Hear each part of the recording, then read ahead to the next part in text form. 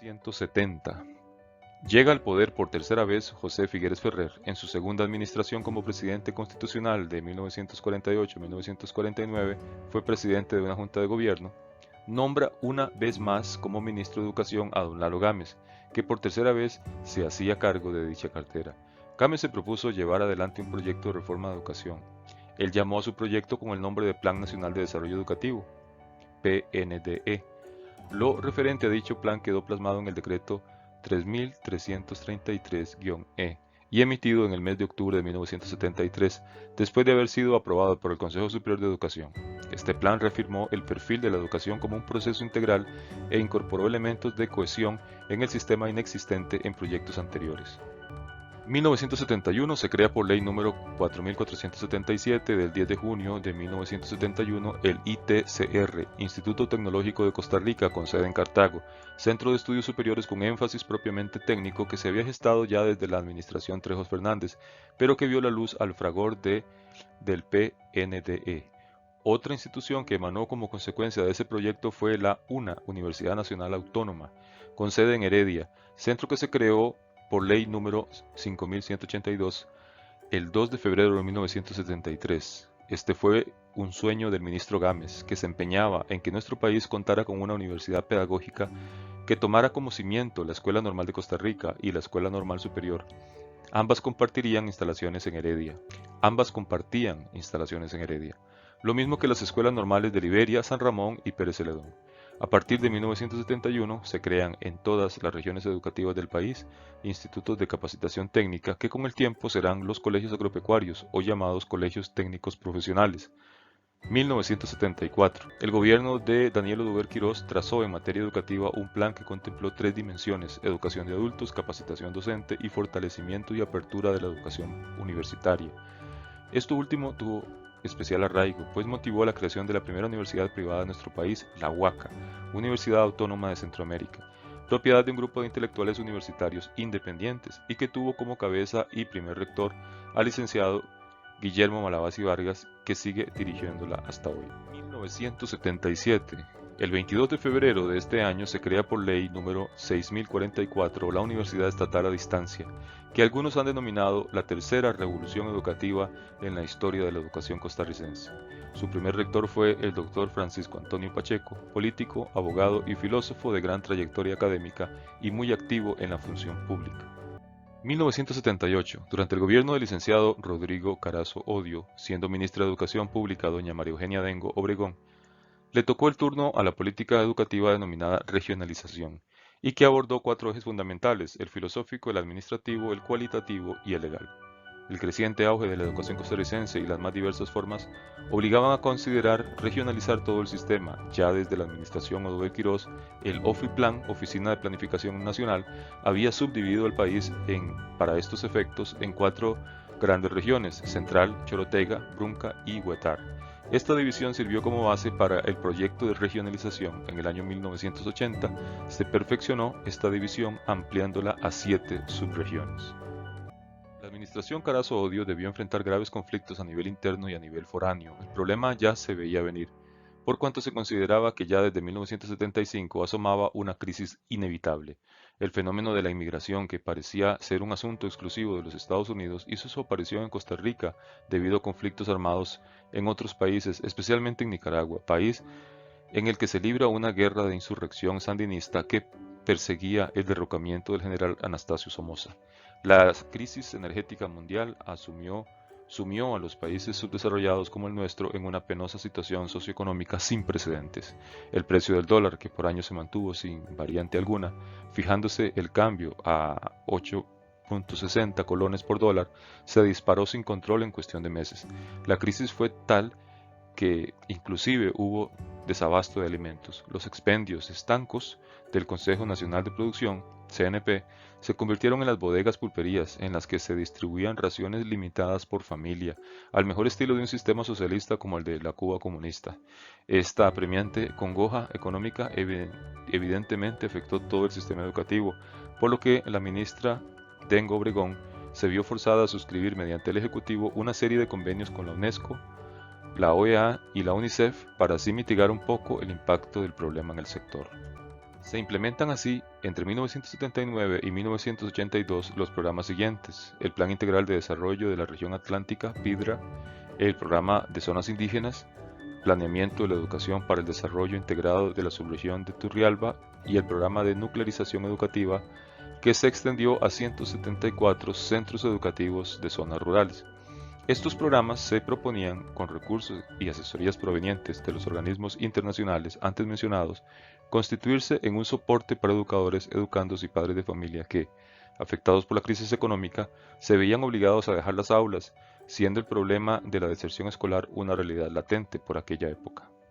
1982 llega al poder don Luis Alberto Monge Álvarez, quien pide al licenciado Eugenio Rodríguez Vega que se haga cargo del Ministerio de Educación Pública. Rodríguez Vega, abogado e historiador de amplísima trayectoria, excontralor de la República y que fue rector de la UCR, se dispuso a modificar el plan de regionalización educativa, lográndolo en parte, sobre todo, lo que tenía que ver con el mejoramiento cualitativo de la educación y el cual se había estancado.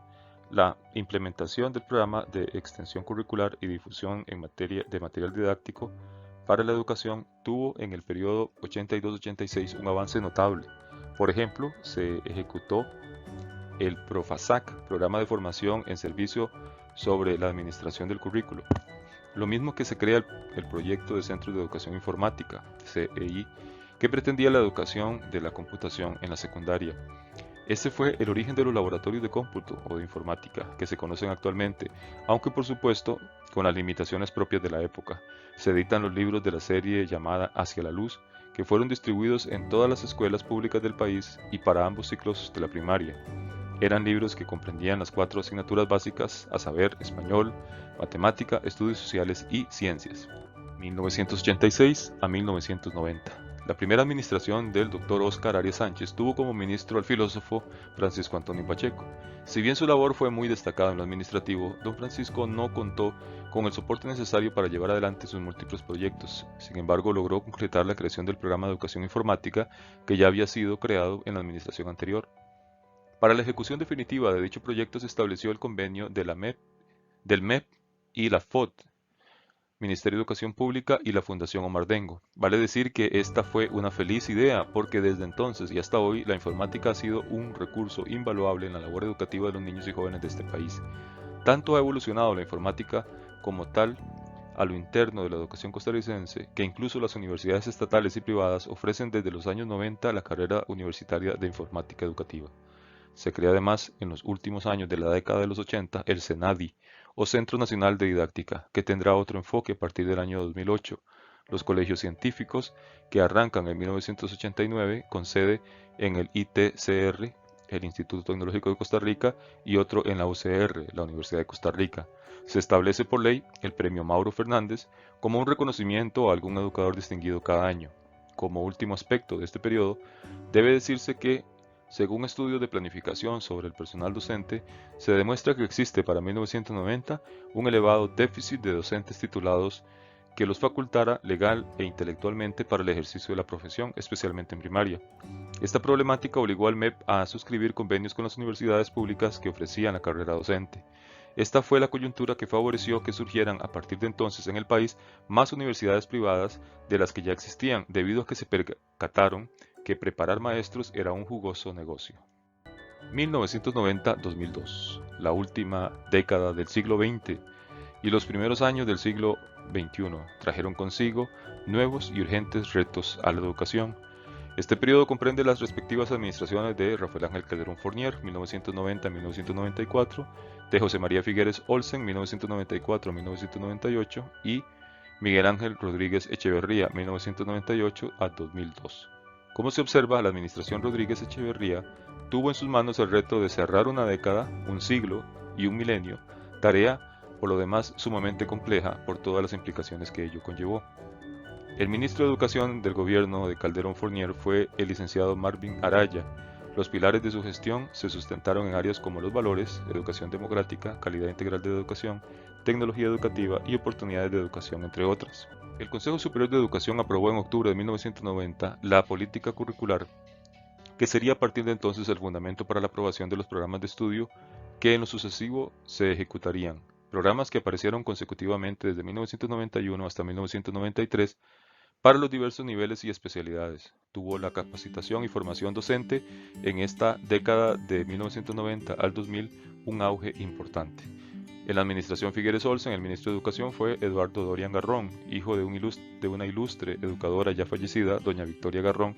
Don Eduardo realizó en realidad una labor encomiable, a pesar de los enfrentamientos frecuentes que tuvo con los gremios y grupos sindicales de ANDE, APSE y SEC. Su empeño por llevar adelante el proyecto EDU 2005 hizo que la aparente armonía que tenía con el sector de educación en el primer año de gestión se quebrara. Es en este periodo del 94 al 98 que se experimenta un aumento considerable de centros educativos privados, tanto en preescolar y primaria como en secundaria. Pero es sobre todo a nivel universitario que se puede palpar un aumento hasta desmedido y a veces sin control de centros de educación superior. El ministro Dorian se muestra preocupado porque cualquier hijo de vecino, presentando los atestados mínimos requeridos y teniendo un local aún en malas condiciones, puede abrir una universidad en el país. Ya para el año 2000, el CONESUB, Consejo de Educación Superior Privada, tenía registradas no menos de 50 universidades, algunas incluso con sedes por todo el territorio nacional y sin el mayor control jurídico, administrativo y académico docente. Solo en Cartago hay 5 universidades privadas. Hasta 1994 no existía ninguna de este tipo en la vieja metrópoli. De 1998 al 2002, la administración Rodríguez tuvo 2 ministros de educación. En el arranque del gobierno estuvo el filósofo Claudio Gutiérrez, que renunció porque no le quedaba tiempo para leer. Como él mismo afirmó, los 3 años y medio siguientes, la cartera de educación estuvo a cargo del licenciado Guillermo Vargas, un eminente matemático y catedrático universitario que había hecho carrera como tal en la UCR. Año 2002 al día de hoy. Se hace muy difícil medir el comportamiento educativo en los albores del siglo XXI, pues al ser historia reciente es complejo juzgar a priori, de primera entrada, todo cuanto se haya producido en estos últimos años. El tiempo sabrá juzgar oportunamente todo cuanto se haya hecho, o en su defecto se dejó de hacer. A modo muy general, pueden citarse aspectos como cumplimiento del Convenio Centroamericano de 200 días lectivos, el archivo definitivo del Plan EDU 2005 y la elaboración y ejecución de nuevos programas de estudio entre los años 2004 y 2005. Entre los años 2002 y 2006 ocupó la presidencia de la República el Dr. Abel Pacheco de la Espriella, reconocido psiquiatra de gran trayectoria y uno de los gobernantes que ha ocupado la presidencia con más edad, pues cuando fue electo tenía 69 años, 30 años más de lo que tenía Figueres Olsen en 1994, cuando fue investido como presidente. El ministro de Educación fue Manuel Antonio Bolaños, profesor de filosofía y exdiputado. Antes de él, y por un periodo muy corto, estuvo al frente del ministerio la historiadora y exministra y ex vicepresidenta de Pacheco, Astrid Fischel Bolio, quien renunció por presiones de los gremios que le achacaban una serie de errores en materia de administración de recursos humanos asociados con problemas de salarios de los educadores.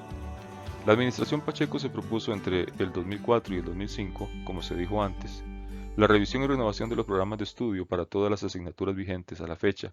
Para tal efecto, el ministro de Educación Pública solicitó a profesores de las diversas disciplinas la revisión de algunos y la elaboración de otros de programas de estudio, los cuales se pusieron en vigencia a partir del año 2006. En febrero de 2006 es elegido presidente de la República el Dr. Óscar Arias Sánchez, que ya había gobernado el país entre 1986 y 1990. Una vez que toma posesión a partir del 8 de mayo de ese mismo año, lo hace también el ministro de Educación Leonardo Garnier Rímolo, economista y académico. Había ocupado la jefatura del Ministerio de Planificación y Política Económica en el gobierno de José María Figueres Olsen. Garnier Rímolo enfrentó no pocos retos entre su gestión ministerial en la administración Arias. Tuvo que lidiar con demandas legales, salariales y administrativas. El señor ministro debió encarar algunas críticas, incluso de allegados al gobierno, por eliminar las pruebas nacionales de sexto grado en el año 2007 y las de noveno año en el 2008. Fue en la administración Arias que se aprobó un aumento salarial considerable para los profesionales del sector público, alcanzando también a los educadores. El salario se incrementó en no menos de un 40% para bachilleres y licenciados en los distintos puestos docentes, administrativos y administrativos docentes. No obstante, uno de los cambios sustanciales de dicha administración en materia educativa lo fue sin duda la reforma al reglamento de evaluación que, aunque no es nuevo en todos sus extremos, permite que un estudiante que aplazó algunas materias en el nivel que cursaba pueda adelantar otras materias en el nivel siguiente, siempre y cuando las circunstancias de horario y espacio se lo permitan.